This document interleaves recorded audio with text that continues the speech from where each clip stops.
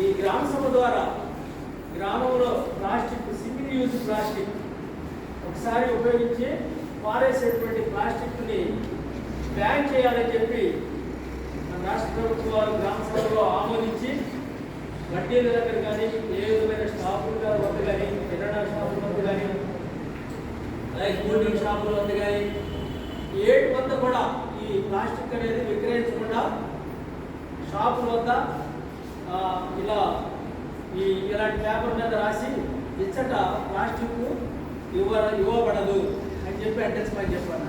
అంటే ఇక ఆ షాపుల వాళ్ళే ప్లాస్టిక్ ఇవ్వరే కాదు.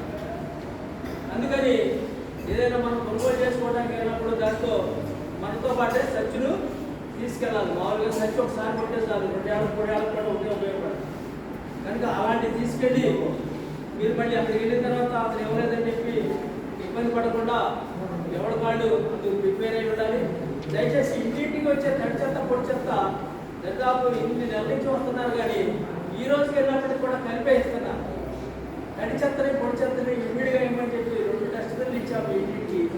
అదే కలెక్టర్ గారు అడుగుతున్నారు, మీరు గ్రామాల్లో ఆ రకంగా అవేర్నెస్ కల్పించలేకపోతున్నారు ఎందుకని అసలు ఇదేదో పెద్ద గొప్ప విషయం కాదు కదా. మీకు ఇంటింటికి తడి చెత్త పొడి చెత్త వాళ్ళు వాడుకునేది 2 విడివిడిగా వేసి వాళ్ళు చూపించాల్సిన చెప్పలే అవగాహన కల్పించలేకపోతున్నారని చెప్పి గౌరవ కలెక్టర్ గారు కూడా ఎంతో సీరియస్ అవుతున్నారు. ఎందుకోవడం వల్ల చాలా ఇదవుతున్నారు. సభలో మాత్రం కూడా ఆయన చూసి ఆనందించి సెక్రటరీకి సర్పంచ్కి అవార్డు సర్టిఫికేట్ కూడా అక్కడనే రాసి సర్టిఫికేట్ ఇచ్చారు.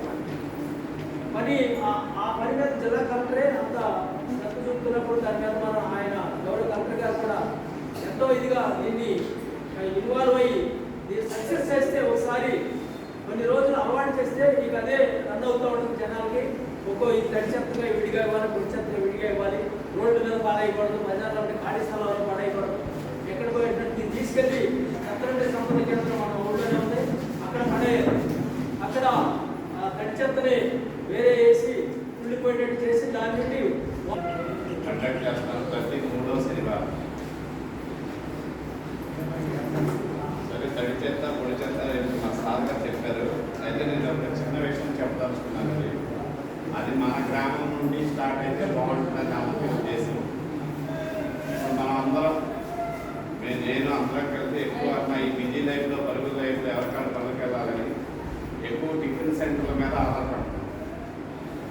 ఆ టిఫిన్ సెంటర్లో ఏం చేస్తున్నారు, వాళ్ళు మన పేపర్లో పొట్లాలు పెట్టేస్తున్నారు.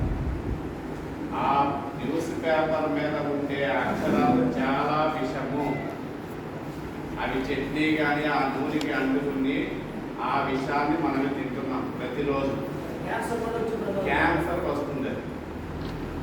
నేను ఆల్రెడీ మా విద్యార్థులు చెప్తున్నాను. ఇక్కడ తల్లులు కూడా ఉన్నారు, తండ్రులు కూడా ఉన్నారు. అలవాటు చేయండి, బాక్స్ పంపించండి. ఇప్పుడు 2 కదా అక్కడ మనం తీసుకునే ఐటమ్స్, టిఫిన్ చట్నీ, 2టికి 2 బాక్సులు ఇచ్చి పంపించండి. తప్పేం లేదు. అలా తెచ్చుకోండి. మన గ్రామం నుండి మనం ప్రయత్నం చేద్దాం. కాబట్టి అది అందరం ఆలోచించి ఆ నిర్ణయం తీసుకుంటే బాగుంటుందని నా ఉద్దేశం.